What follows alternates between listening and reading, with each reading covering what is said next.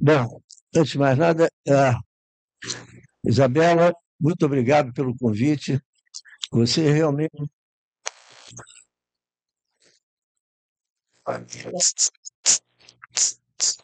maravilhoso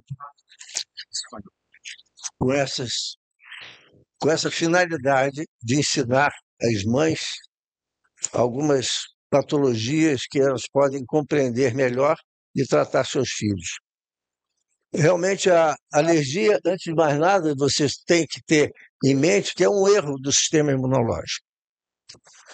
A resposta imunológica é exagerada para coisas comuns do nosso meio, para poeira, para mofo, para pelo de animal, para alimentos, para alguns medicamentos que os filhos de vocês provavelmente têm que tomar mais do que uma criança que não tenha nenhum problema e podem desencadear reações exageradas.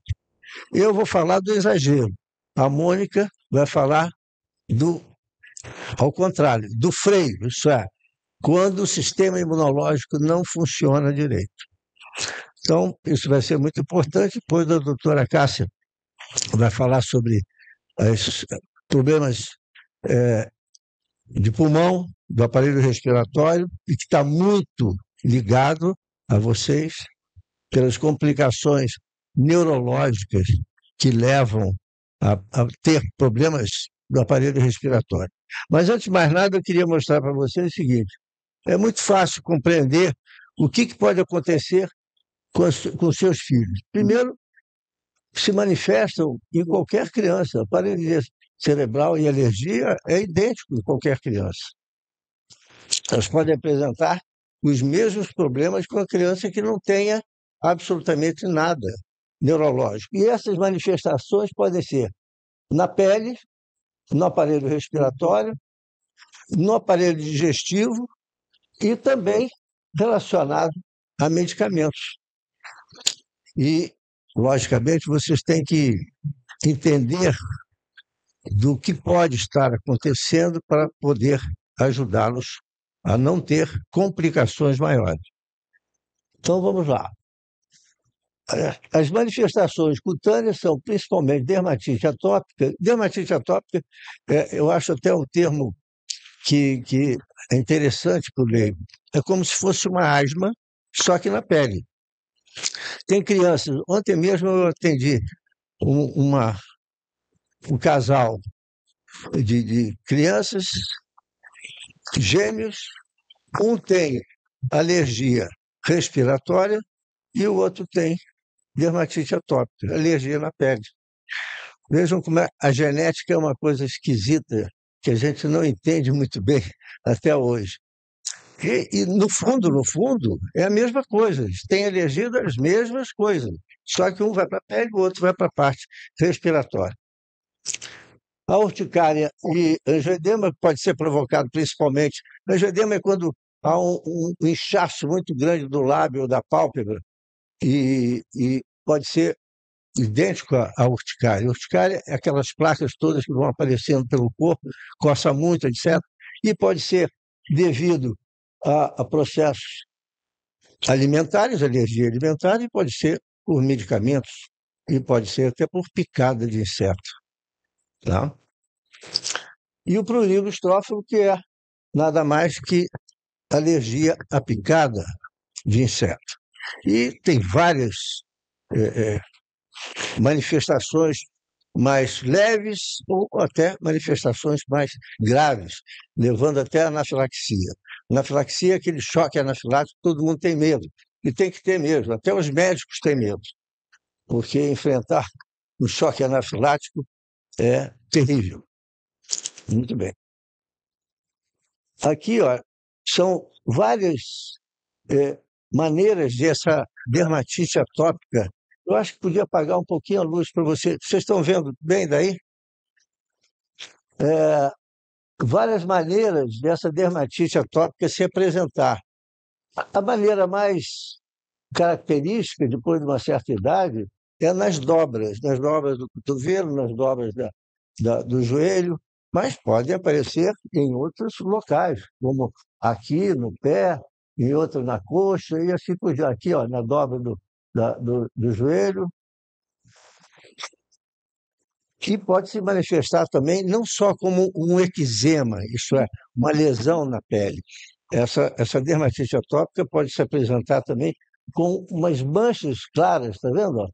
Essas manchas todas aqui que não tem lesão na pele, mas houve uma discromia, isso é, perdeu a, a, a, a cor, a coloração normal da pele. E a pele é mais ressecada. A pele do alérgico é seca. É, é como no idoso. O idoso, depois de uma certa idade, começa a ter a pele seca porque perde água excessivamente pela pele. E a pele começa a ficar seca. Então, essa manifestação que só fica manchado a pele, também coça. E o problema da dermatite atópica, que vai complicar não só para a criança que não tenha problemas neurológicos, mas também para as crianças que têm, é o ato de coçar. O ato de coçar leva a bactéria que está na unha para a pele. E quando leva para a pele, essa bactéria, que normalmente é um estafilococcus, a dermatite piora e pode causar complicações, como uma celulite, uma infecção no local, mas essa infecção pode entrar também na circulação e causar outros problemas maiores, tá? Muito bem, vamos agora à alergia picada de inseto. Vocês estão vendo aqui, ó, as lesões características de alergia picada de inseto, uma coisa leve, que também pode levar à infecção secundária. A criança coça, passa a bactéria e aí vai complicando. E aqui uma manifestação já mais grave, ó, do mesmo inseto, de um mosquito comum, mas vocês estão vendo aqui que já tem um edema exagerado da pele pela mesma picada de mosquito. Não é abelha, não é formiga, nem a vespa que pode causar processo de anafilaxia. Mosquito comum. Então, tem crianças que têm uma manifestação mais intensa e crianças que não têm. Então, mais fácil. E tudo isso é tratável. Quem tem esse tipo de alergia para inseto, por exemplo, a gente faz uma vacina com os alérgenos desse mosquito e cria na criança uma tolerância imunológica, para que ela não fique tendo essas lesões e com perigo de ter infecções secundárias.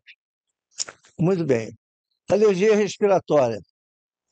As mais comuns, aliás, na verdade, o que mais amedronta todo mundo, os pais das crianças, são as alergias respiratórias. Por quê? Porque normalmente são crianças que parecem tão resfriadas o tempo todo.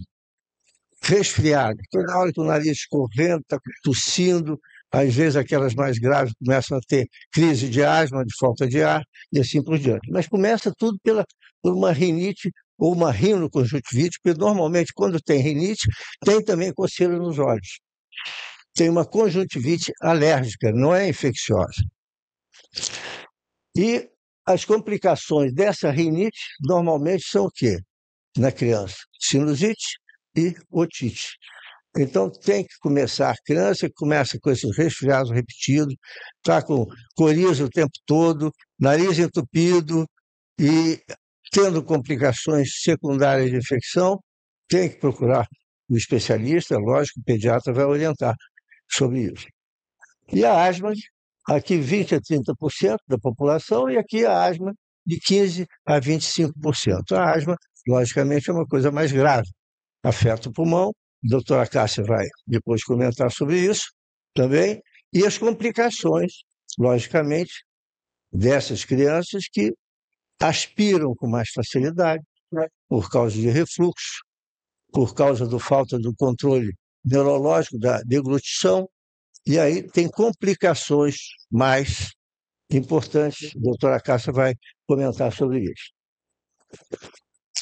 Então, começa aqui a criança que tem essa coceira nos olhos e no nariz o tempo todo, crianças que ficam respirando só pela boca, que é o respirador bucal, né?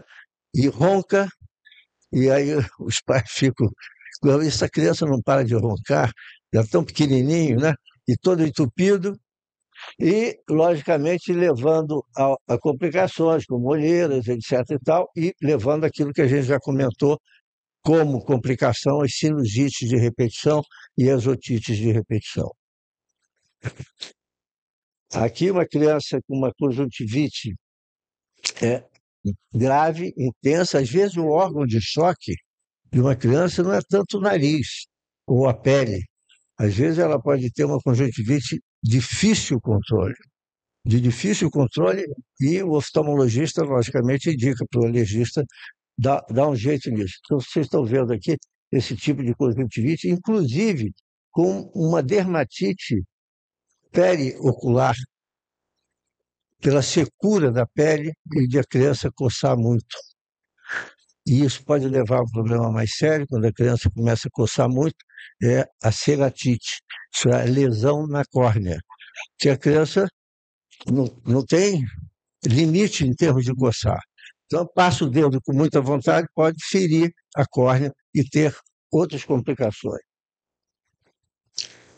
Como eu disse para vocês, a rinite é uma coisa que tem que ter importância daquelas crianças que têm alergia respiratória. Ela tem uma rinite danada ali, ó. Está ali até com tá até com lencinho ali. Pois é. Então, traz ordem, quando quiser. É, aqui é a rinite alérgica e a sua comunicação com o aparelho respiratório inferior, com o pulmão. A coisa pode começar por aqui e, se não tratar, vai pegando também a árvore brônquica e passa a ter uma bronquite ou uma asma, e que é pior. Então, essa comunicação é extremamente importante e o risco, olha, é muito alto. Quem tem rinite, de ter uma bronquite ou uma asma grave, porque não tratou a rinite adequadamente, viu? Vamos tratar essa rinite. Muito bem.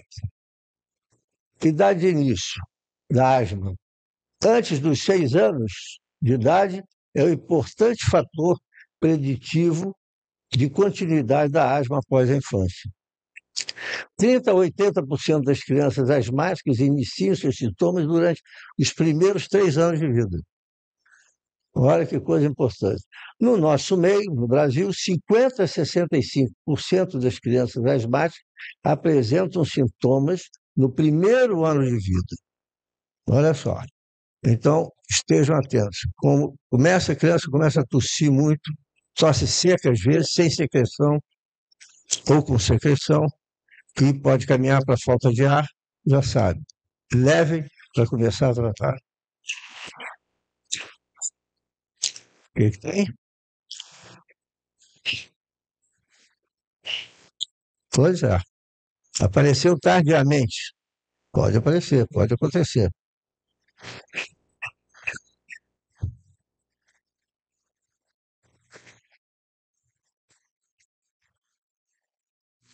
Mas tem que também saber qual é a causa, né? Isso é importante. Muito bem. Outra coisa de índice preditivo, o chiador precoce, aquela criança que começa a chiar, os critérios. Critério maior é se os pais têm asma.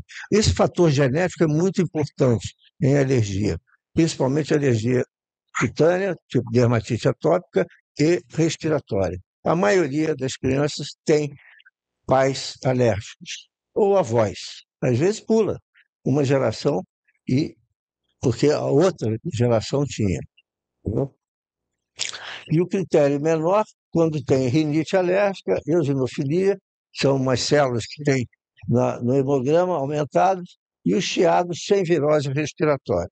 Agora, outra coisa importante, vocês têm que ter em mente o seguinte: mais fatores de risco seria prematuridade,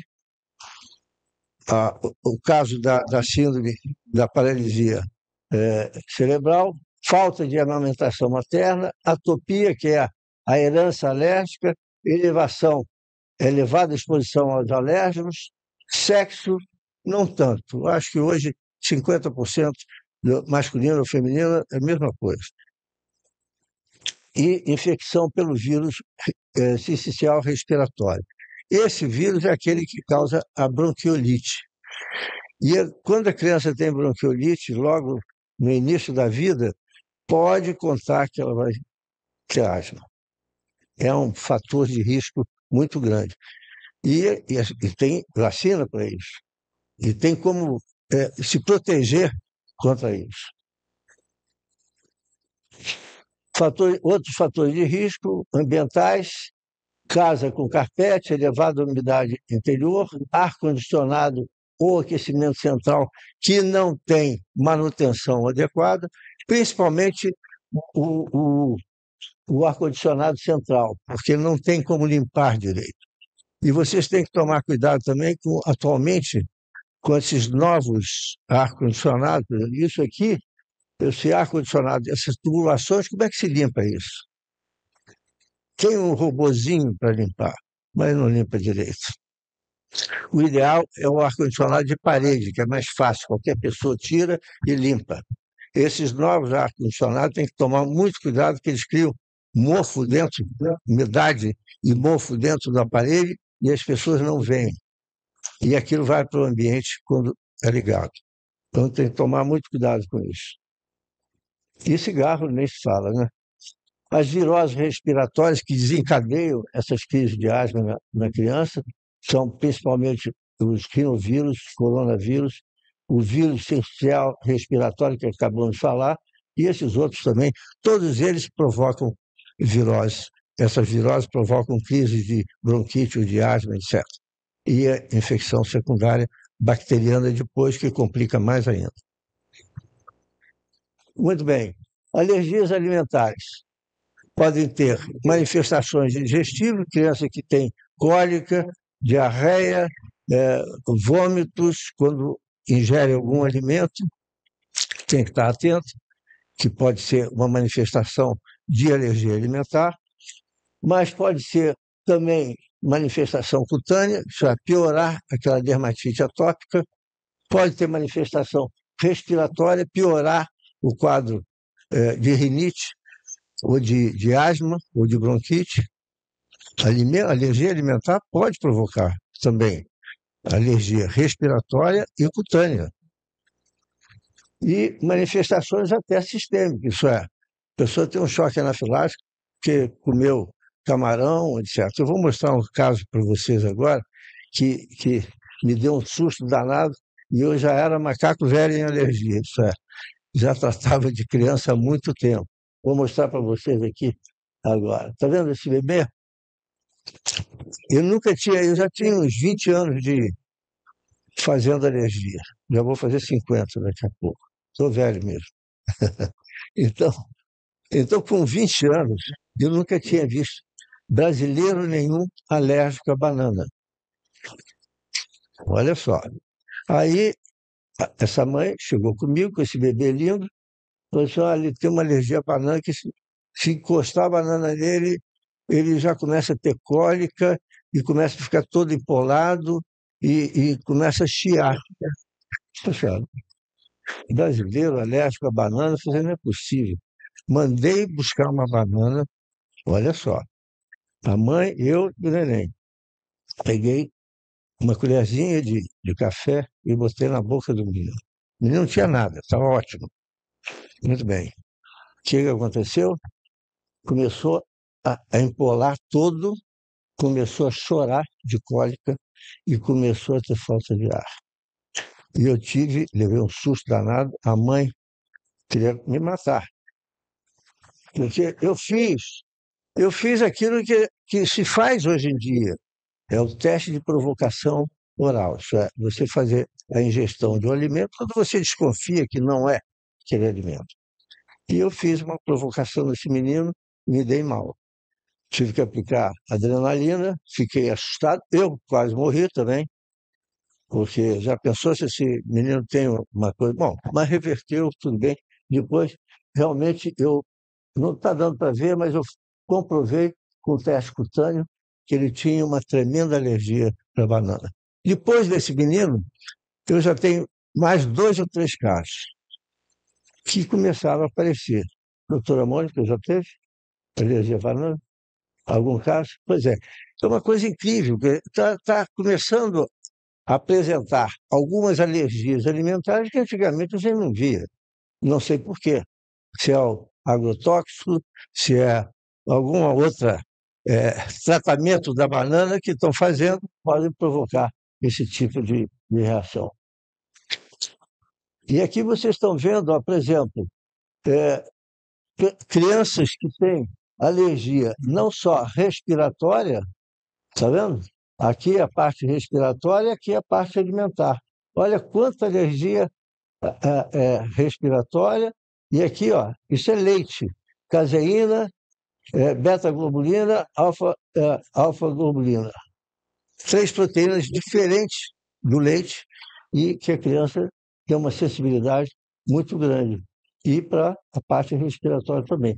Então, tudo isso tem que ser investigado na história que a gente colhe dos pais e como a criança manifesta essa alergia respiratória ou cutânea, e os mais alérgicos têm as duas coisas, respiratória e cutânea. Então, quando tem na pele e no aparelho respiratório, pode contar que são as crianças mais alérgicas que tem.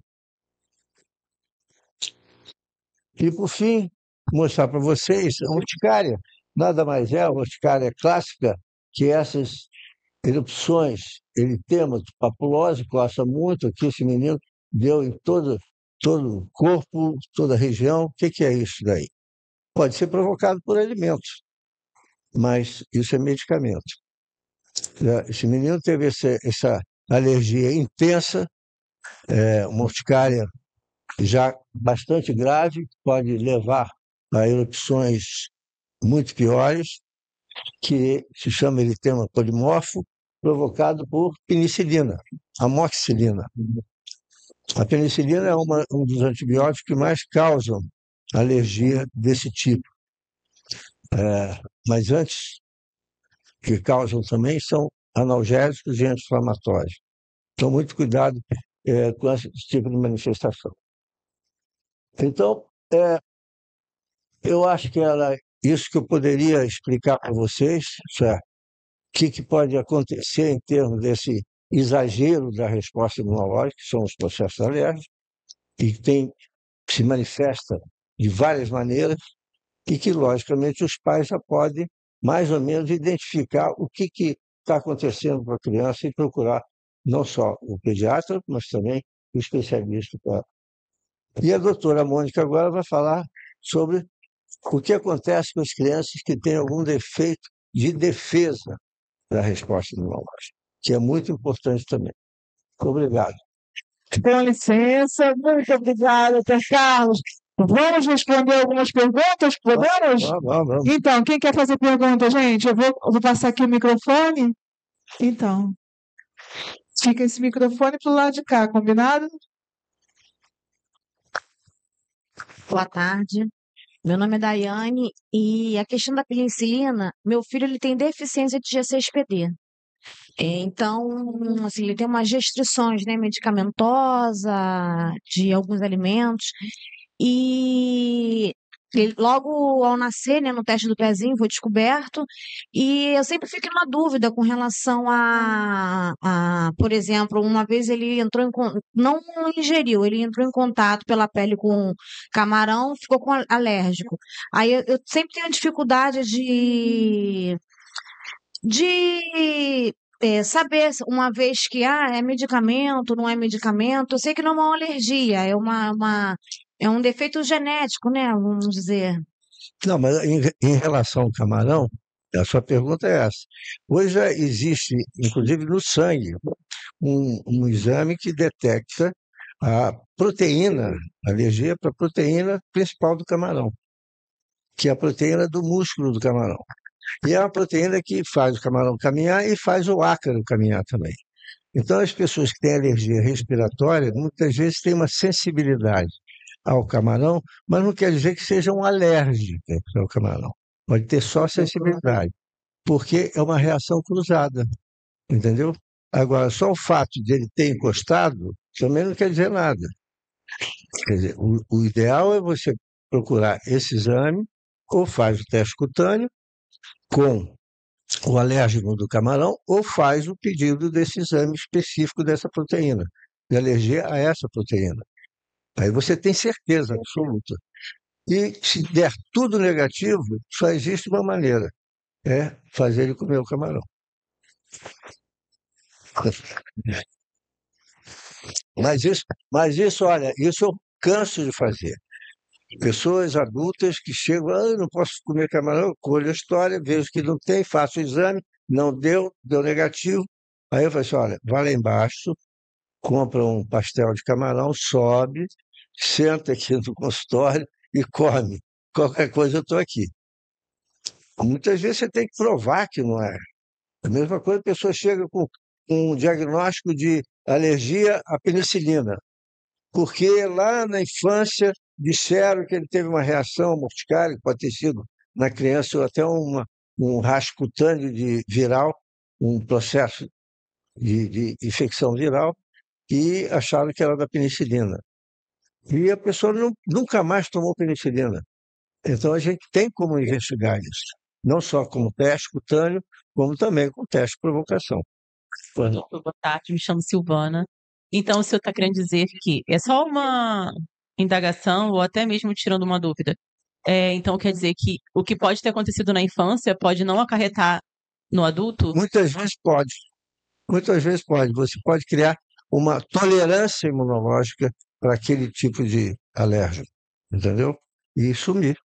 Pode acontecer. Tem crianças que têm alergia ao leite de vaca importante na infância, ou a proteína do ovo, e depois, na fase adulta, some. Mesmo sem tratamento ou fazendo Não tem tratamento como em si? tratar. O Entendo. tratamento é não dar o Sim. alimento.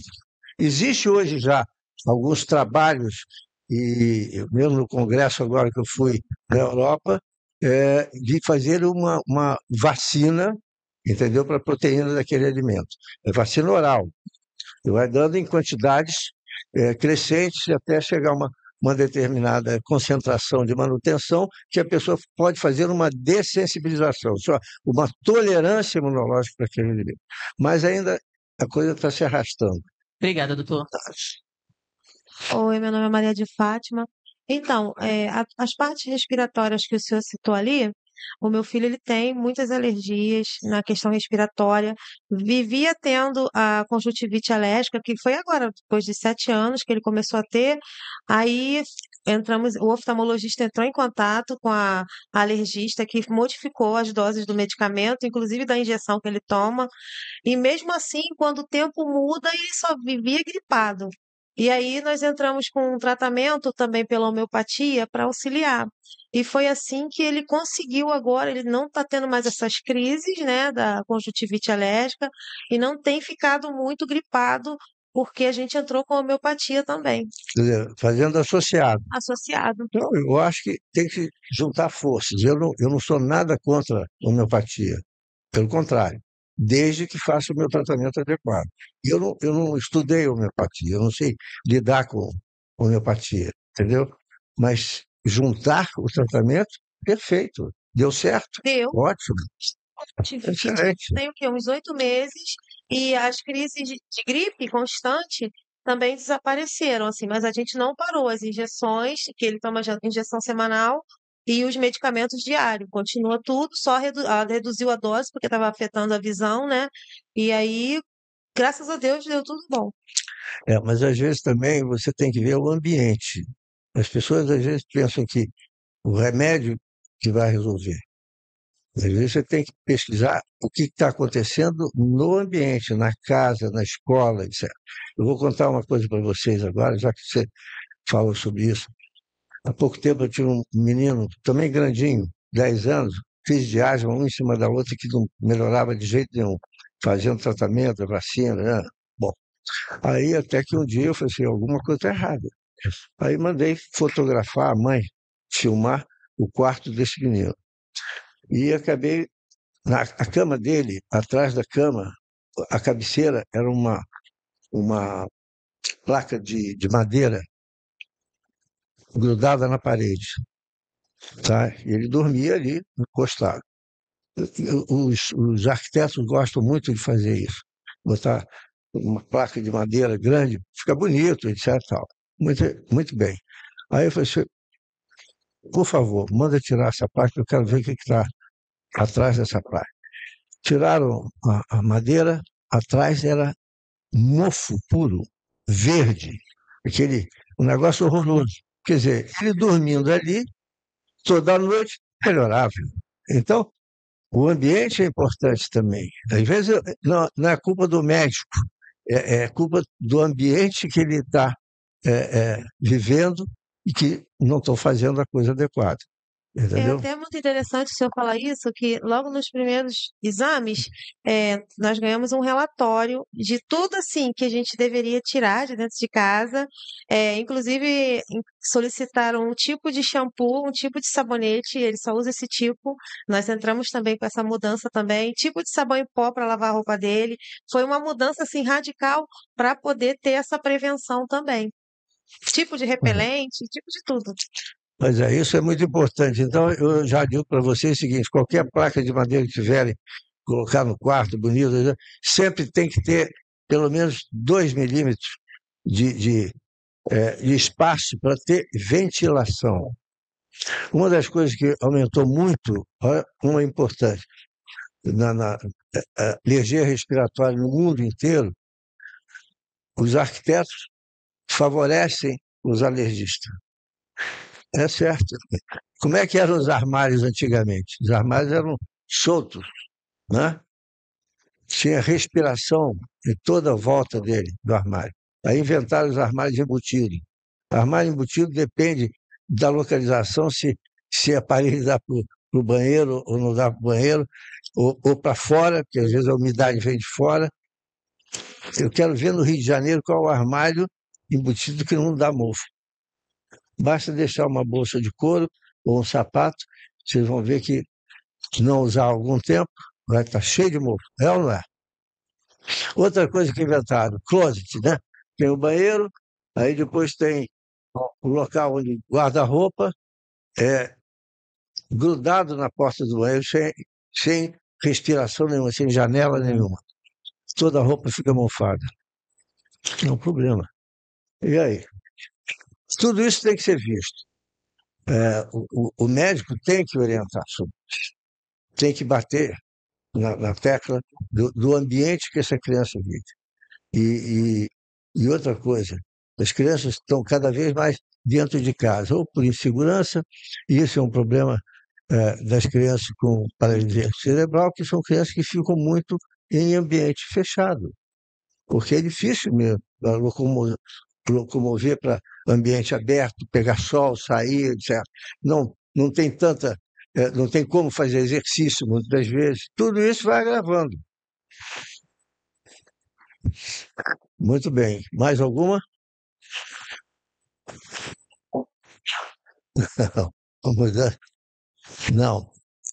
Não, Porque assim, a gente vê que às vezes o tempo vai mudar, tipo, amanhã. Eu já estou em casa dando uns 10 espirros. é. Então, eu vou te falar o seguinte: quem tem alergia, quem tem rinite, tem uma antena parabólica no nariz. Então, o tempo está mudando lá no Rio Grande do Sul, você já começa a espirrar aqui. É aquilo que você falou, exatamente isso. Qual é o problema da mudança de tempo? É a umidade. A umidade faz com que fungos da Terra se proliferem mais na camada atmosférica, entendeu? Então, esses fungos, eles se multiplicam na umidade e eles vêm da Terra. Muito bem. Além disso, a umidade também faz aumentar o número de ácaros dentro de casa. Não só de fungo dentro de casa, mas também de ácaro. Por isso que a casa tem que ser o mais ventilada. Quanto mais fechar a casa, pior é. Entendeu? Mas isso não é alergia ao fungo, não é alergia à mudança de tempo, é o que favorece aparecer na atmosfera. Mais alguma? Muito obrigado a todos. Até outra.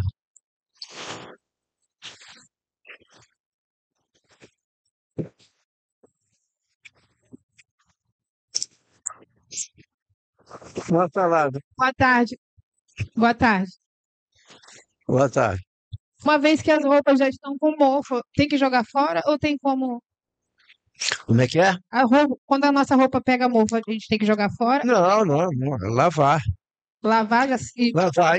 E o ideal é o seguinte: quanto mais roupa, pior, porque as roupas vão ficar guardadas mais tempo.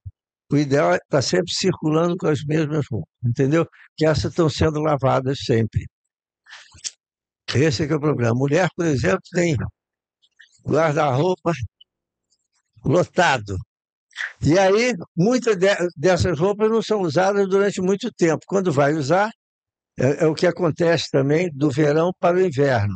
As roupas no Rio de Janeiro ficam guardadas, roupas de inverno, ficam guardadas durante muito tempo, né, no armário. Aí, quando a pessoa vai vestir, tem aquela crise danada de rinite ou de asma, etc. eu estou Tá cheio de perguntando mofo. porque aconteceu de ter um vazamento onde eu moro e mofou as roupas do guarda-roupa. Aí eu queria saber se essas eu devo jogar fora ou se tem como tirar o mofo dela. Não, tem, é só lavar, não tem problema nenhum, tá? Lavar e secar bem, né? Pois não. Boa tarde, doutor. Mi nombre es Oscar, no falo muito português, mas tenho uma filhinha de 5 meses. Eu queria fazer uma pergunta. Aparte dela, tenho outros 2 filhos. En mi familia siempre presentamos alergia o rinitis. No sé cómo se fala en portugués. É rinite. Mas se ha llegado a la conclusión de que es porque antes de los 3 años la crianza ha comido o ovo o leche de laboratorio que hace mucho daño a la crianza, proporcionando muchas alergias. ¿Eso es verdad o es un mito que la leche y el ovo en cierta edad puede causar a los filhos alergias en un futuro? Não. Só algumas crianças podem ser alérgicas à proteína do ovo, ou à proteína do leite, ou a dos dois. Isso vai depender da resposta dela, ou talvez também de alguma genética que ela já herdou. Por que nos Estados Unidos tem tanta gente alérgica a amendoim, aqui no Brasil não é tanto? Por quê? Porque há uma genética da população americana de ter uma resposta exagerada.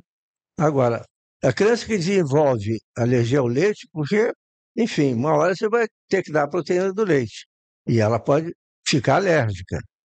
E ela pode perder essa alergia depois também. A minha filha mais velha tinha alergia ao leite de vaca e foi criada, vamos dizer, com leite de soja, e depois dos 3 anos acabou. E hoje ingere tudo. É isso que você queria saber? Eso, muito obrigado. Nada.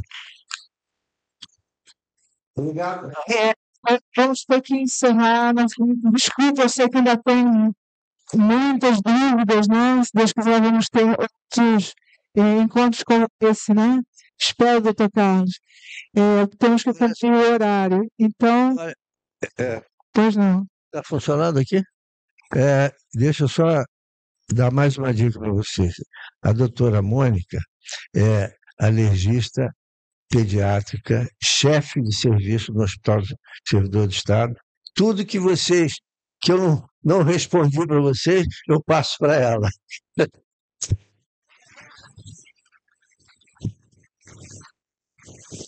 Ele só esqueceu de dizer que, apesar da diferença de idade ser pouca, né, ele foi meu mestre, né? Então, por favor, né? Isso ele esqueceu. Ultrapassa o mestre. Claro. Muito obrigada. Só um minutinho que bom. Então, gente, vamos para a segunda aula do dia de hoje com a doutora Mônica Soares, né? Já foi apresentada aqui. E como estamos num momento e num mês diferente, né? Porque estamos fazendo aqui nesse auditório, vamos servir as sobremesas logo após a aula dela. Tá ok? Muito obrigada. Boa aula. É com muita gratidão, tá? Eu tô, assim, esse evento me surpreendeu, tá? Quem me chamou para falar aqui foi o Carlos Loja, né? Que nós trabalhamos durante muitos anos, mais de 30 anos, nos servidores juntos, né? E eu vim conhecer a Isabela aqui, só conversei com ela por telefone.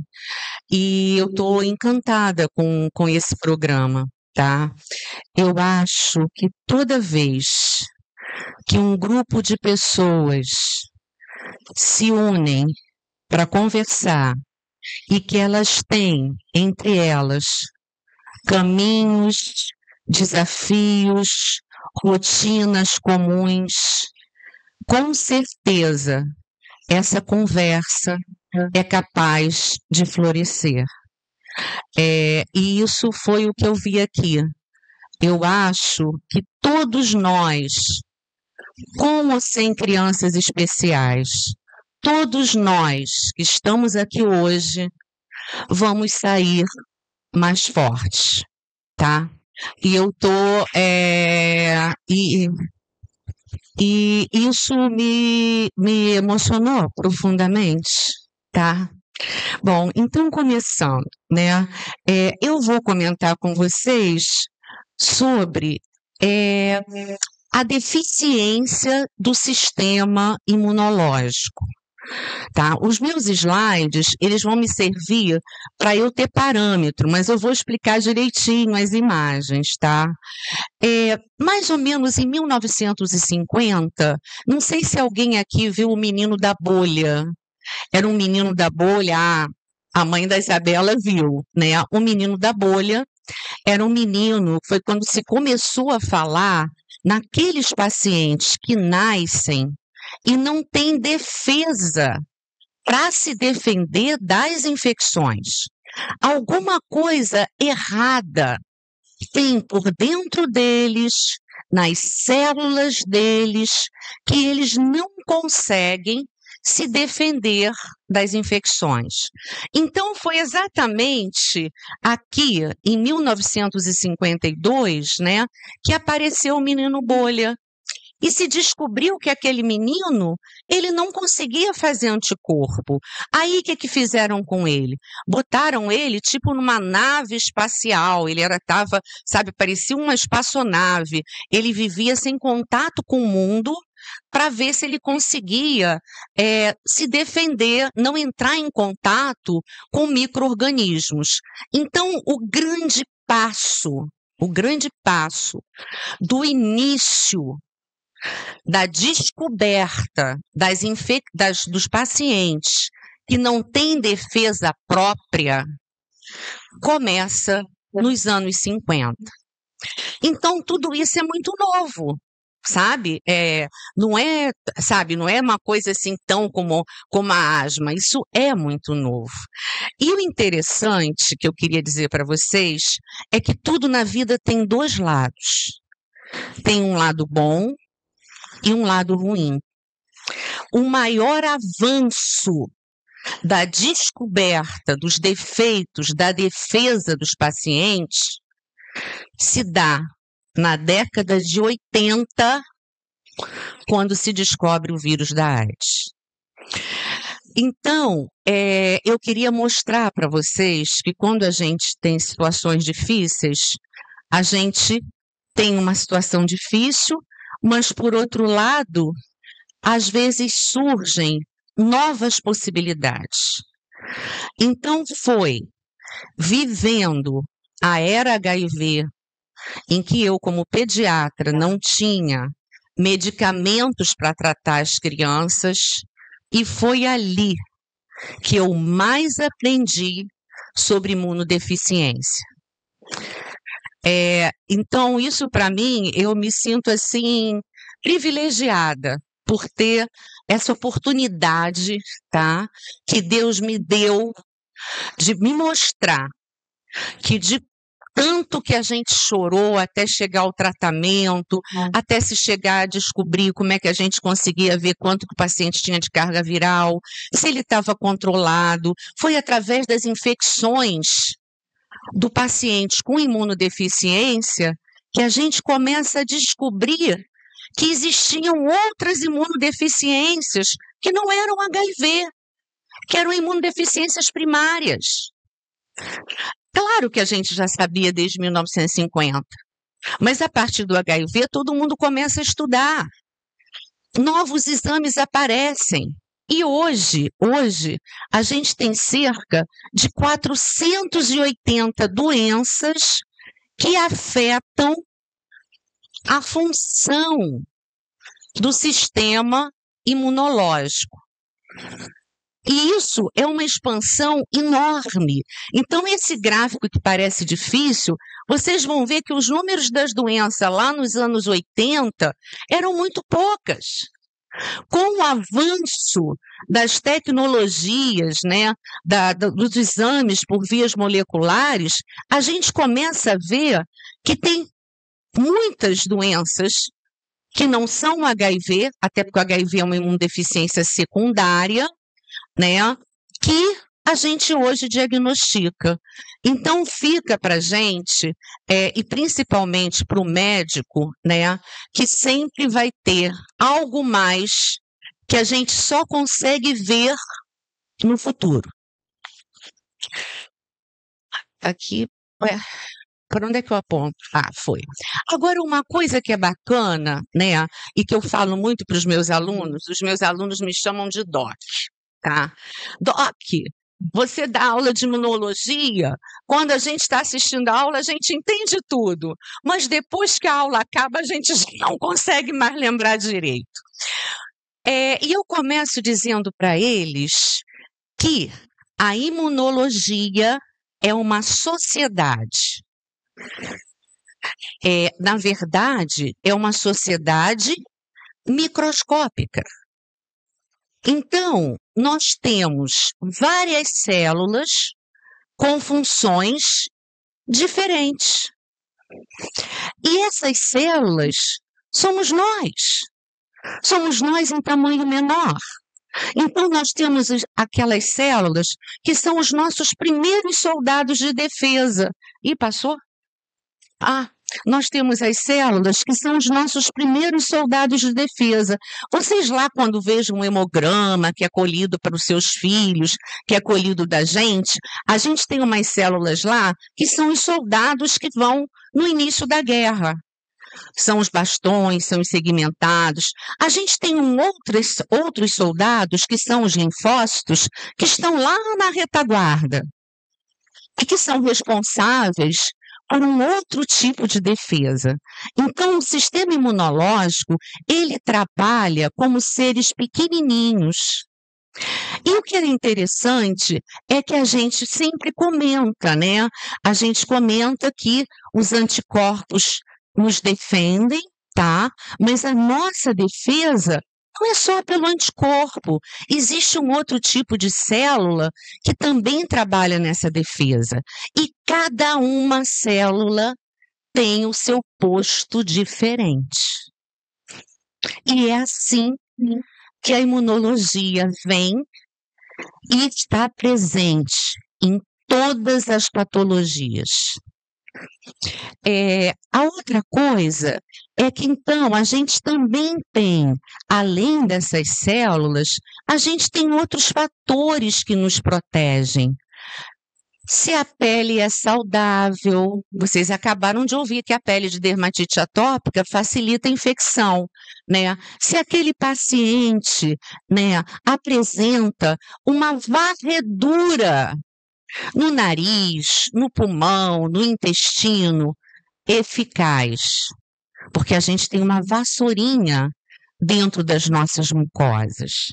Da mesma forma, né, a gente tem que ter um nível equilibrado entre ácido e alcalino dentro do nosso estômago. Isso também faz com que micro-organismos não invadam.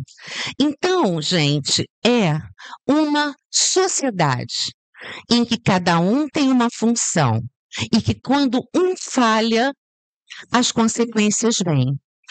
Nos filhinhos e netos de vocês, que eu costumo comentar que são as crianças muito, muito especiais, né?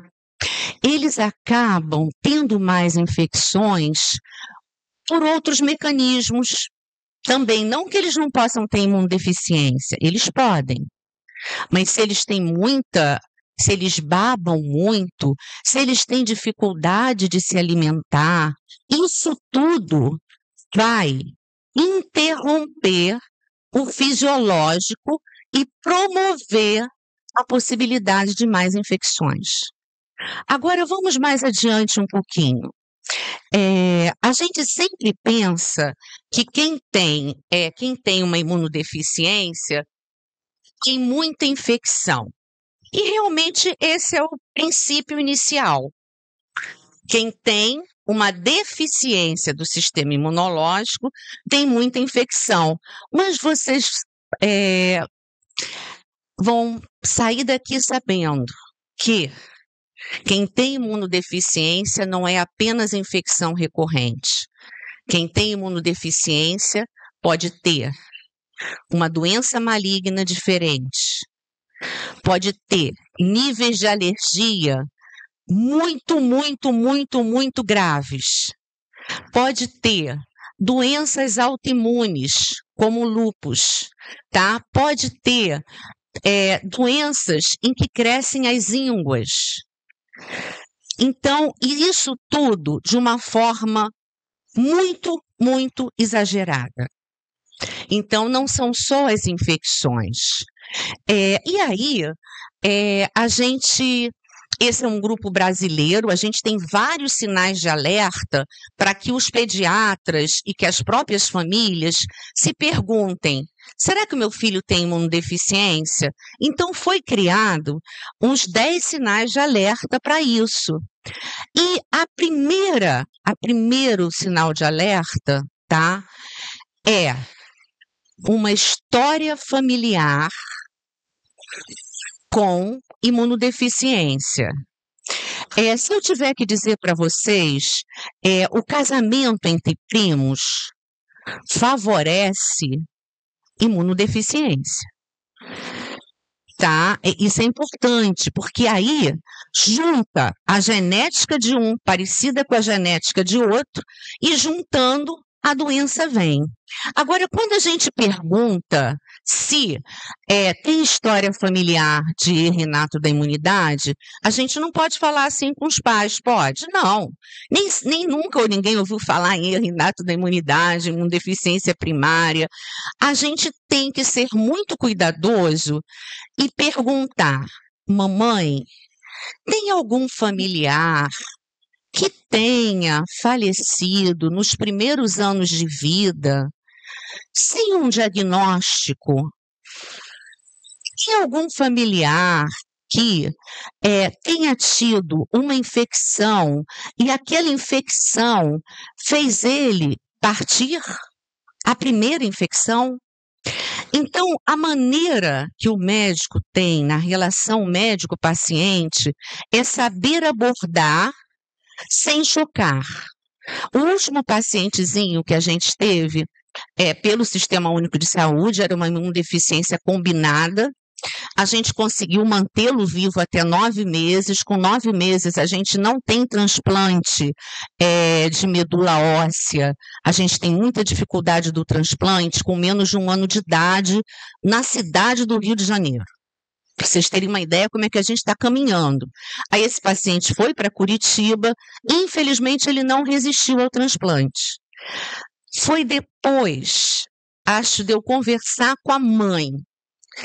Várias vezes eu perguntei: mamãe, tenta lembrar, a sua família é tão grande, tem algum familiar que tenha falecido no primeiro ano de vida? Depois do menino ter o diagnóstico, da gente saber qual era o erro imunológico que ele tinha, da gente saber que ele precisava do transplante para sobreviver, ela virou e falou assim: eu fui conversar com a minha mãe. Eu tive um primeiro irmão que morreu com 4 meses, ele foi internado com 4 meses porque ele não conseguia ganhar peso. Só que ele pegou uma infecção hospitalar e morreu. Então, na cabeça dela, ele morreu da infecção hospitalar. Né? E aí, com essa colocação, nos ajudou a decifrar toda a mutação, toda a diferença do gene. E ainda conseguimos mostrar, a gente não conseguiu mostrar para nós mesmos, né? Que ela tinha todos os genes, mas como era ligada ao X e ela era XX, né? A mulher são 2X, o homem é XY. Então a doença só aparecia no quem era menino. Ela era a portadora da mutação, mas o outro X dela era bom. Né? Para vocês verem como é que a medicina é bonita, né? Eu acho que tudo é bonito, a psicologia também, né? Acho que tudo é lindo. Então, ó, é a história familiar, é ter parentesco pai e mãe, são as infecções com frequência aumentada, a diarreia crônica, os quadros alérgicos graves, aqueles pacientes que fazem reação à vacina do BCG, aqueles pacientes que vêm com uma carinha diferente que chama atenção, é não crescer, é ter febre a todo momento, é ter fenômenos de autoimunidade, né? Por exemplo, a diabetes é uma doença autoimune, mas ela não é comum no primeiro ano de vida. Então eu falo para os pediatras nos servidores, ó, pegou um paciente que abriu diabetes no primeiro ano de vida, tem algo errado no sistema de imunidade dele. E também aquelas neoplasias, né, aqueles cânceres que são precoces e incomuns. E aí foram criados várias coisas, né? Vários, vamos dizer assim, tem vários fluxogramas para falar dessas infecções que chamam a atenção, né? Então, a característica muito frequente é infecção respiratória recorrente, é infecção que não consegue responder completamente, é aquela infecção que pega o sangue, que a gente chama de sepse, é não conseguir ganhar peso, é ter lesões cutâneas que chamem a atenção, tá? É uma asma grave com pneumonia e às vezes até alterações nas células do sangue do próprio hemograma. Aí, é claro que eu quero dizer para vocês que quem tiver dificuldade na deglutição, que quem vomita muito, que quem, sabe, na verdade, faz uma apneia, para de respirar durante o sono por um quadro neurológico, também pode apresentar esses sintomas, mas as causas são causas mais mecânicas. Isso não quer dizer que eu não tenha paciente que seja especial e que também tenha uma imunodeficiência, tá? Continuando, né, então o que eu disse para vocês, a criança especial, ela é especial. Então, se ela tem um excesso de saliva, se ela não engole, se ela se engasga, isso tudo facilita com que o micro-organismo entre no trato respiratório. Não significa que seja uma imunodeficiência. Se ela tem, por exemplo, os atrasos das gastrostomias que a gente vê, né? Porque nós somos um país pobre. A gente sabe o quanto que uma mãe luta. Quem trabalha no Sistema Único de Saúde, né, sabe que o quanto que uma mãe luta para precisar trocar a cânula da traqueostomia, para fazer fazer um aporte da gastrostomia, aí às vezes infecta, tem que tirar, tem que fazer novamente. A gente sabe que é muito difícil, né? Então, isso aqui também facilita a própria desnutrição, que é, na verdade, vamos dizer assim, que vai levar a infecções recorrentes, respiratórias, gastrointestinais, porque está desnutrido significa bloquear o sistema de defesa. Então, é muito importante que a história familiar de imunodeficiência, tá? Então, o número de crianças especiais portadores de paralisia cerebral, ele não está relacionado aos erros inatos da imunidade. Agora, o mais importante é a história inicial do paciente. Ele perdeu o oxigênio?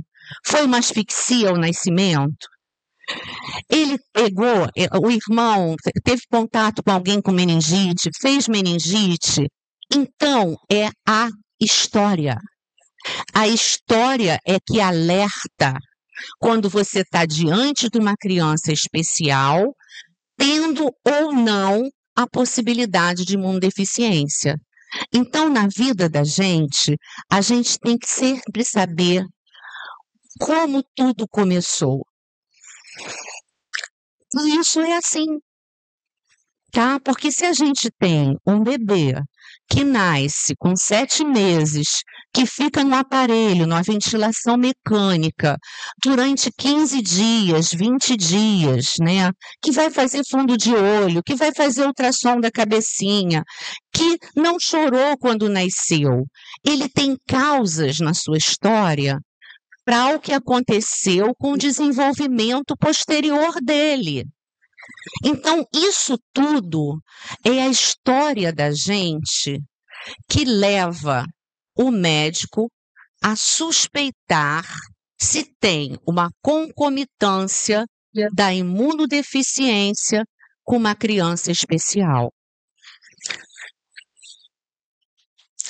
Aqui são outros, isso aqui também são 12 sinais de alerta no primeiro ano de vida, tá? Que eu não vou repetir para vocês, eu só quero que vocês vejam que os pediatras, né, eles precisam estar com esses sinais de alerta junto deles, para que eles pensem nessa possibilidade. Então, a gente tem várias situações, né? 4 ou mais otites no período de 1 ano, uso de antibiótico por 2 ou mais meses, 2 pneumonias no período de 1 ano, abscessos, sapinho que não cura nunca na boca, né? E o histórico familiar de imunodeficiência. Em relação ao adulto, a gente tem algumas coisas diferentes em relação a população com uma outra faixa etária, que eu não vou me deter. Agora, é importante que a gente também saiba o que é normal. Porque não adianta mostrar o errado. É preciso mostrar para os jovens médicos o que é correto esperar. Então, olha só, um adulto pode ter... Cadê a Luizinha? Sumiu a Luizinha? Sumiu. Acho que perdeu a bateria. Um adulto pode ter 2 a 3 resfriados por ano. Sumiu, né? Gastei. Gastei a Luizinha. Bom, uma criança tem muito mais resfriado por ano. Agora vejam lá. Metade das crianças até 1 ano tem uma infecção de ouvido. Por quê?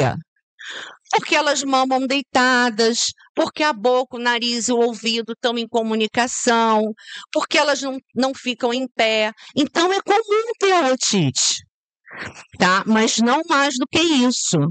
2 episódios de gastroenterite, que é uma diarreia infecciosa, nos 2 a 3 anos de idade. Todo mundo sabe que criança adora pegar as coisas do chão. É a chamada fase oral. E que eles vão acabar se contaminando com isso. Isso não significa que seja uma imunodeficiência, né? Aí, por conta dos estudos, né, eu vou dar alguns exemplos para vocês. Hoje a gente tem cerca de várias... Agora chegou, ficou mais fraquinha, mas chegou. A gente divide as imunodeficiências em grupos, tá? E aí, como Deus é bom, né? As deficiências mais comuns são as deficiências que o médico pode atuar. Porque Se a gente pensar em Darwin foi um filósofo, né? E que ele falava muito sobre a lei da sobrevivência. Se o mais comum fosse o mais grave, hoje nós não estaríamos aqui. O ser humano já estaria fora do planeta. Então, as imunodeficiências mais comuns são as deficiências de anticorpos. E isso a gente consegue dar para o paciente. Os pacientes uns vão mensalmente, outros vão quinzenalmente, outros, no máximo é 30 em 30 dias, eles vão no hospital, eles têm umas coisas chamadas hospital dia, eles ficam conosco o dia todo. Essas doenças são raras, mas elas existem. Então, é justamente aqui eu vou mostrar só para vocês, as imunodeficiências combinadas são as mais graves, porque é fácil da gente entender. Se ela é combinada, se ela pega uma célula dali e uma célula dali, vai ser mais grave. A outra forma que eu coloco para os pacientes é que existem características na aparência do paciente que fazem a gente pensar em imunodeficiência. Por isso é que existe atlas e fotografia, né? E o que houve aqui? Moço, é o senhor? Ah, então tá. Bom, então, eu vou mostrar para vocês alguns exemplos de quando eu estava preparando, estava pegando slide, eu queria ter trazido slide mais para público que não é de medicina, mas aí estava até estavam os meus 2 netos ontem lá em casa, né, e os 2 olhando, eles já estão acostumados com as minhas fotos, né, claro, e vão comigo para o hospital de vez em quando também. Aí eles para mim, vovó, você não disse que ia conversar com pessoas normais? Porque para ele, a avó não é normal, tá? Você vai levar essas fotos? Eu falei assim, vou sim, sabe por quê? Hoje eu vou estar com os pais mais corajosos que eu conheço. É muito difícil de assustar um pai e uma mãe de uma criança muito especial.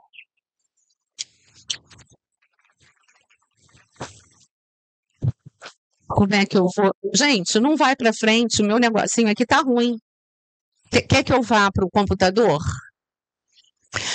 E aí eu vou mostrar para vocês. Olha como o Papai do Céu é bom, tá? Toda criança que nasce com um quadro cutâneo muito grave, um quadro cutâneo que chama muito atenção, não é aquela cerinha que o bebê da gente nasce, não. É uma descamação muito profunda. É o primeiro sinal que chama a atenção do pediatra para ele poder estar com uma imunodeficiência na frente dele. E agora, como eu quero trazer uma mensagem de esperança, a gente teve aprovação pela Anvisa no teste do pezinho que todo mundo aqui, todas essas crianças que estão aqui fizeram, a inclusão, provavelmente em 2025, 2026, de mais uma doença diagnosticada com o teste do pezinho, que são as imunodeficiências combinadas graves. Tá? Então, eu queria comentar isso com vocês, entendeu?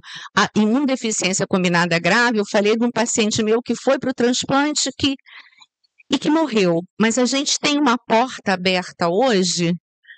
Nosso país é um continente, vai demorar. São Paulo está na nossa frente. Algumas cidades de São Paulo já incluíram no teste do pezinho uma triagem para imunodeficiência combinada. A gente aqui ainda não, né? Aquela mãe que falou da deficiência da glicose 6-fosfato, cadê? Qual é a mãe? Ah, ela já foi? Essa doencinha que o filhinho dela tem é diagnosticada pelo teste do pezinho. O teste do pezinho mostra. O teste do pezinho é uma triagem. Ele dá uma sinalização que o paciente pode ter aquela doença. E aí depois ele faz os testes comprovatórios. Então, essas imunodeficiências graves, a gente vai ter a curto prazo, né, diagnóstico mais precoce. E tem muito pediatra que ainda não sabe disso. Vocês estão sabendo, tá? O exame é TREC-CREC. A outra coisa que eu comento, essa é uma outra imunodeficiência grave, tá? E graças a Deus ela é muito, muito rara, tá? Mas nós temos pacientes, tá? E aí eu queria dizer para vocês uma outra coisa. Eu vou passar pelo meu neto. Essa faz muita infecção por molusco, por herpes. Agora eu vou dar uma outra colocação para vocês. Quem já viu Quarteto Fantástico, Mutantes, os filmes? Os filmes são as síndromes genéticas. É interessante, é aquele outro lado que eu disse para vocês. Né? Tem um lado que não é bom, e aí eles criam os mutantes que estão selecionados na sociedade, que a sociedade não abraça da forma que deveria abraçar, mas, na verdade, eu não digo que na vida nada se cria, tudo se copia. Eu não falo isso. Eu falo que na vida tudo se observa. É a partir da observação. Eu não vou decorar nunca essas doenças que a senhora fala. Vai sim, vai sim. Porque eu vou mostrar essas doenças nos livros, nas histórias dos filmes. Porque vocês pensam que eles inventaram isso de onde? Aqui, ó. Isso aqui é o Homem de Pedra. Eu não sei se vocês são cinéfilas. Tá? Mas é assim, eu adoro ler e adoro filme, sou cinéfila e gosto de leitura, né? Esse paciente aqui é o Hellboy, é uma imunodeficiência. Quem já viu o filme Hellboy? Tá ele aqui, ó, Hellboy. E para vocês verem, eu tô com o Hellboy comigo. Tá, que eu dei o diagnóstico há cerca de 2 meses atrás, veio pela dermatologia, aí a dermatologista comentou comigo, Mônica, em 1 mês eu peguei uma criança com ictiose que perdeu 2 quilos, eu falei, epa, tô mamando o quê? Leite materno? Não, tem algo errado com ela, vamos pegar, comprovação diagnóstica. Tá? Isso tudo é arquivo próprio. Esse também, tá? É também transplantado, é uma síndrome de Scott-Aldrich que chama atenção, porque esses pacientes têm umas células do sangue que fazem eles sangrar muito e que o transplante cura. Eu vou ser mais rapidinha. Aqui também, esse foi o 2º transplante de imunodeficiência primária do Estado do Rio de Janeiro, Hospital Federal dos Servidores do Estado, junto com o INCA. Tá? Ele foi transplantado, ele hoje está vivo com sucesso, tá? Esse outro pacientezinho é de uma deficiência moral, está atualmente com 14 anos, me deu um trabalho, porque ele não faz anticorpo e ele conseguiu ser mordido por cachorro de rua 3 vezes. Olha, ai meu Deus, o que eu faço com você? Esse aqui, na primeira infecção dele, ele se tornou um paciente especial, tá? Ele fez uma disseminação da vacina da poliomielite oral, fez uma meningoencefalite pela vacina, que levou a um grau de microcefalia, a uma paraplegia, a surdez, tá? Ele só foi encaminhado para o nosso hospital aos 2 anos, os pais eram primos. Aqui, uma outra coisa que eu comento com vocês é onde vocês se tratarem com seus filhos, procurem fazer grupos. O grupo que a Isabela faz aqui, o que ela está fazendo é dar força para a gente continuar.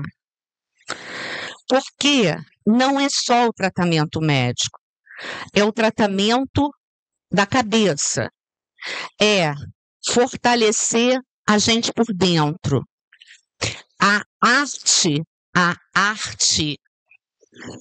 ajuda também. Plantar ajuda. Nós não somos mecânicos, nós não somos máquinas. Nós somos pessoas humanas, com sensibilidade, tá? Então, esse fortalecimento interior, ele é muito necessário.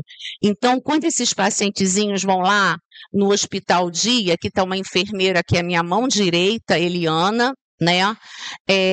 Esses pacientes que estão aqui, esse aqui está com 30 anos, esses aqui também estão com quase 30 anos. Sabe por quê? Eu sou pediatra, porque não tem imunologista clínico no hospital. E eu não tive coragem de transferi-los, então hoje eu acompanho os adultos que foram diagnosticados na infância. Graças a Deus, é um número que a gente consegue comportar. E quem sabe, juntando servidores com Gafré, a gente consiga melhor assistir, né? Quem sabe? Quem sabe? Aqui, eu estou quase terminando, tá? Isso aqui foi... vocês imaginam, há 20 anos atrás, você assumir fazer um transplante sem estudo genético. E eu era 20 anos mais nova. E eu não sabia nem como abordar psicologicamente o que seria o pós-transplante. Porque às vezes você troca de doença. Se você faz muita infecção no transplante, você vai ficar enclausurado, mãe e filho. E eu fiquei pensando assim, meu Deus, me ajuda a explicar para essa mãe, para esse pai.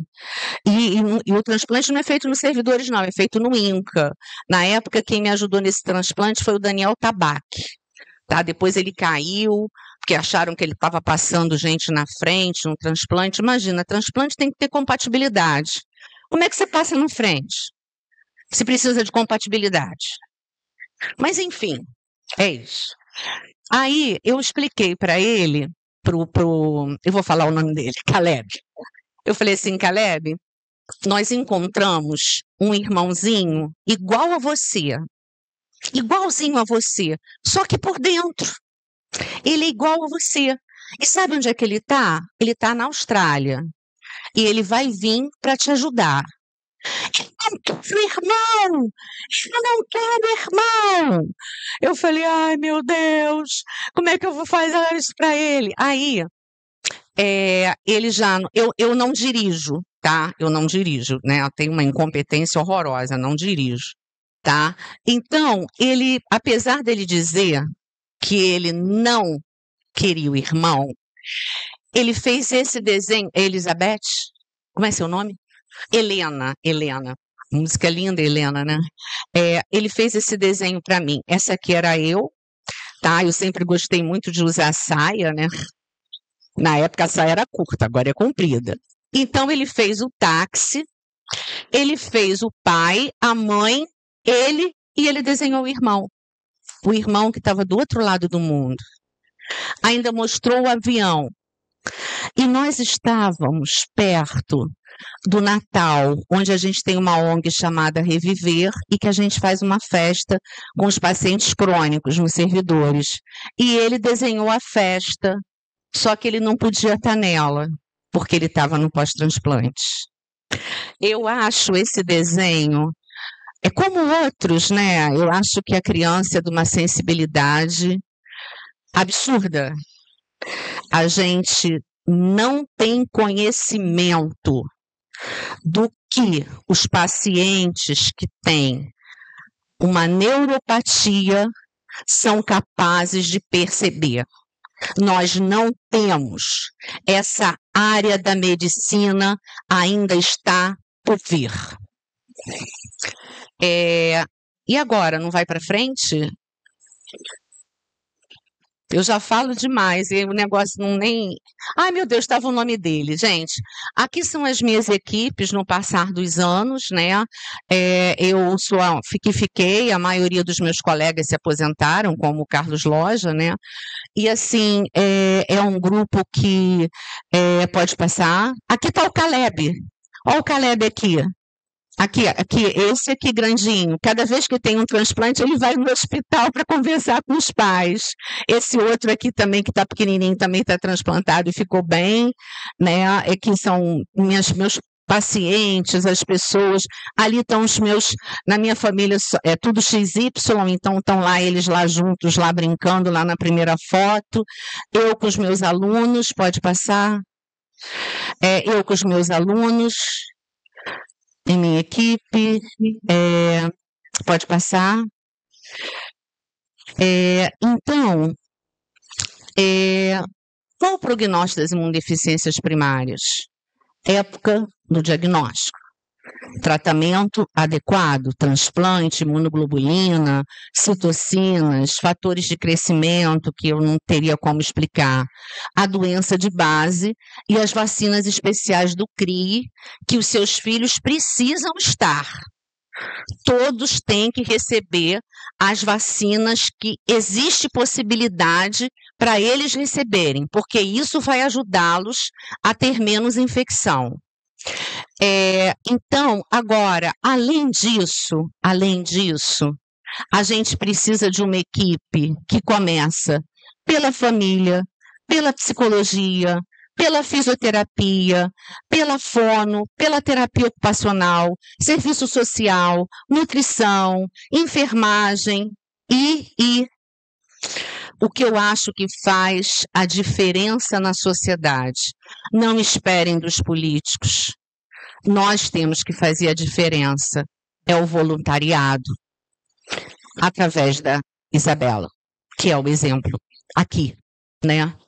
E lembre-se sempre, juntos somos melhores. Uma boa equipe de trabalho. A imunodeficiência pode estar associada a crianças especiais, muito especiais. E o que vai orientar o médico é onde tudo começa, na história inicial, tá? Mas eu tenho um vídeo de uma imunodeficiente que é especial e que eu tenho uma autorização da mãe para passar para vocês. Vamos conseguir?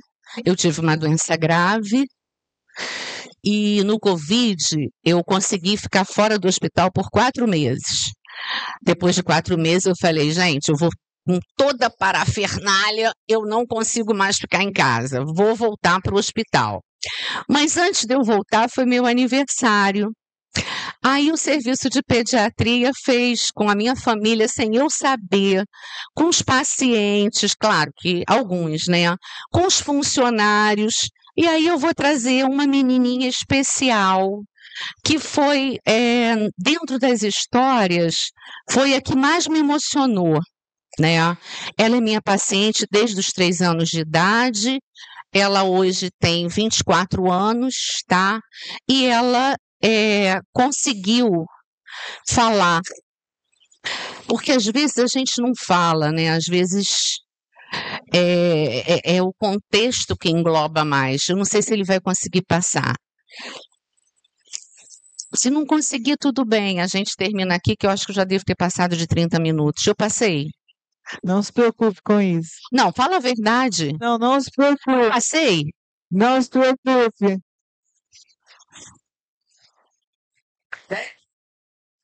Eu só falei 20? Nossa! Gente, eu tô até com calor.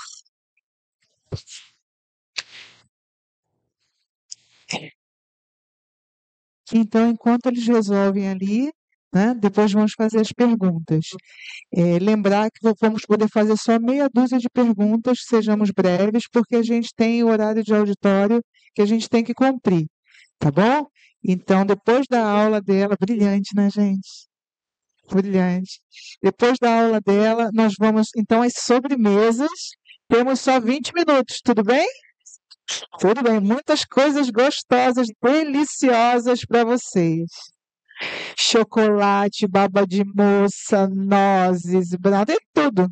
Morango brulê, muita coisa boa. Tá. Isabela, pode começar as perguntas enquanto ele Então tá ok. Quem gostaria de fazer a primeira pergunta? Tem algum microfone perto? Tá, obrigado, Silvana. Mas não quer falar comigo? A minha voz é alta. A minha voz é alta. Fala comigo. Sim, fica até melhor você interagindo, Mônica.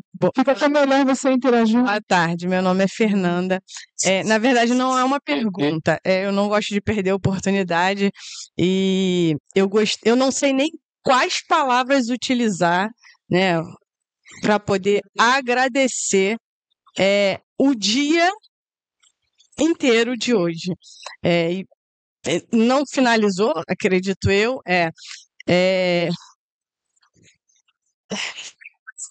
Quer acrescentar? Não, eu ia agradecer.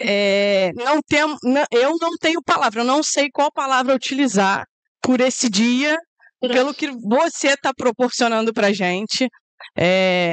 O dia inteiro, né? Desde o início até incrivelmente agora.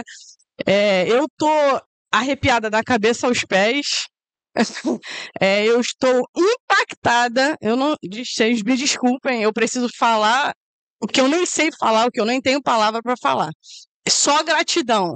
Muita, muita, muita gratidão pelo que foi me proporcionar. É isso que a gente quer. Deus está brindando a gente com médicos de grande excelência, médicos que amam a profissão, que se dedicam de corpo e alma verdadeiramente aos pacientes. Então, é uma honra muito grande receber os médicos que nós temos recebido. Comentar uma coisa com você, Fernanda. Você sabe quem são os maiores mestres dos médicos?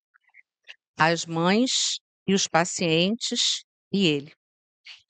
Os pacientes são os maiores mestres dos médicos, junto com ele e junto com as mães lutadoras infinitamente e incondicionalmente.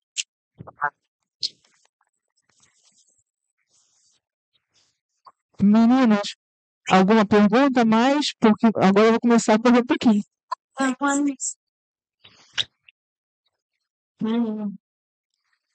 Tudo bom? Tudo bom? Tal. Saudade. Tô aqui. Tá triste? Cadê? Pode já? E perder a minha voz? Que Deus. Que Deus. Cadê? Tá abençoado. Que te deu. Que te deu muita saúde. Beijo. Fica. Beijo, fica aqui.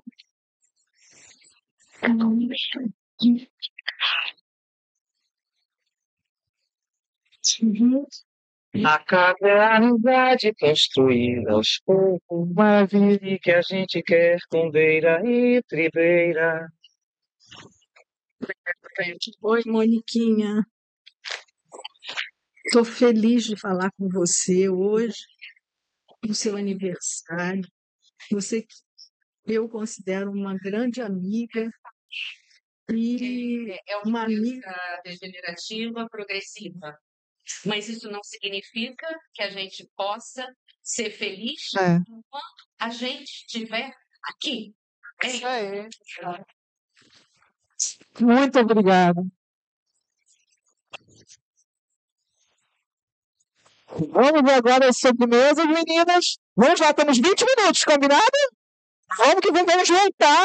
E aí, na volta, nós fazemos, se der tempo, se a doutora Mônica permitir, depois da aula da Cássia, algumas perguntas, se der tempo.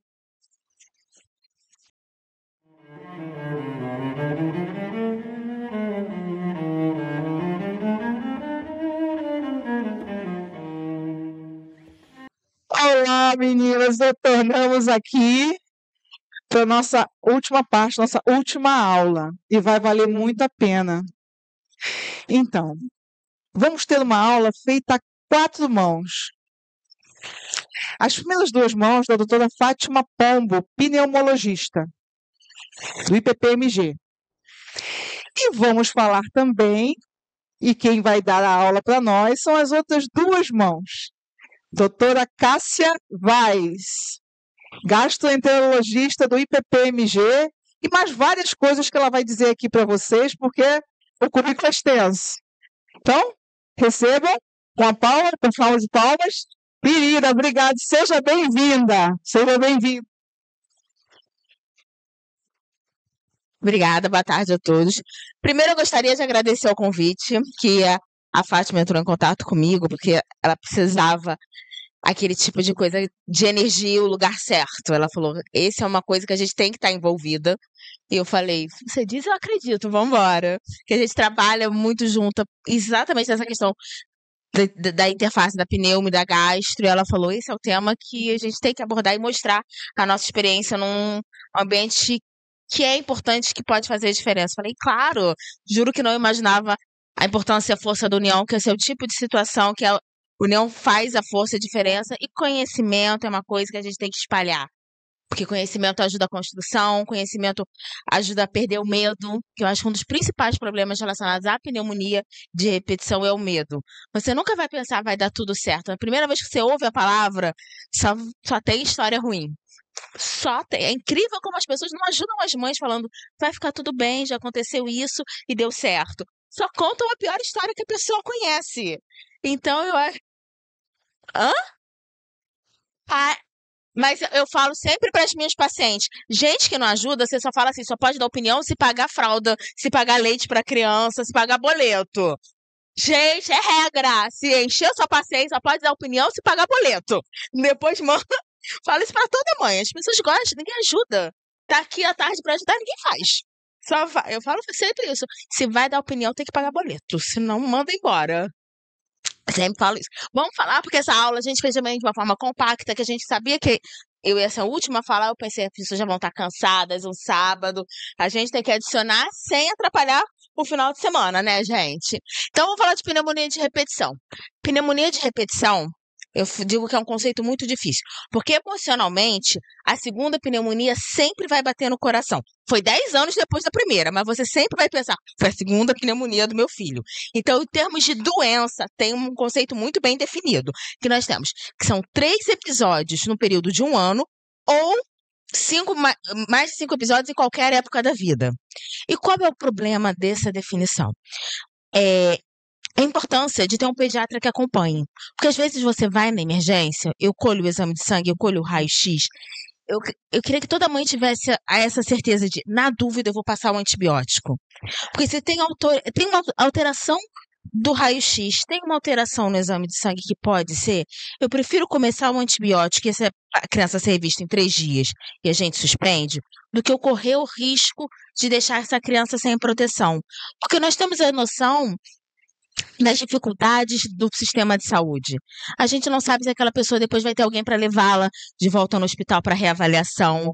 Então, isso eu acho que é o nosso grande primeiro problema, porque nós temos 2 fases de acompanhamento. Aquele da emergência, que é aquela coisa que a criança está doente, está com febre, está com falta de ar. Pode ser um quadro viral, pode ser um cólico bacteriano, mas eu não tenho certeza que aquela mãe vai ter condições de voltar se essa criança piorar. Então, é aquilo, sabe quando você libera, que todo mundo ouve, volta no pediatra para reavaliar? É para isso, para a gente falar assim, não, evoluiu de uma forma diferente, não é pneumonia, a gente retira. Só que a nossa estrutura de saúde também é muito complicada, não é fácil você, daqui a 3 dias, estar no pediatra de novo para ser reavaliado. Então, por isso que é tão importante nessas avaliações de pneumonia, de repetição, procurar um pneumologista. E sempre que for a uma emergência, um atendimento, posso levar o raio-x? Porque a gente precisa acompanhar aquela evolução daquele raio-x. Porque quando eu vejo um paciente uma vez na emergência, eu estou vendo uma foto. Quando eu vejo todos os exames, vejo o paciente uma vez a cada 3 vezes, eu estou acompanhando uma novela. Então, dessa forma, eu vou conseguir fazer o melhor atendimento para aquele paciente. Então, sempre que tiver, é uma pneumonia, posso levar pelo menos uma foto? Deixa eu levar o raio-x? Por quê? Porque além da questão da pneumonia de repetição, eu tenho que ter períodos livres de sintomas e achados radiológicos normais. Por que isso é importante? Porque moro num país tropical, mas tem o inverno, gente. Começa maio, a criança fica gripada com sintoma respiratório, dia sim, o outro também. Então a criança tá num jeito, com quadro gripal, aí melhora. Mas aí na outra semana tá, de novo, a gente vai, faz um raio-x, na dúvida começa o antibiótico. Aí daqui a um mês tem um novo episódio viral e bacteriano. E às vezes a gente tem dificuldade de ver se é um episódio contínuo ou foram reinfecções.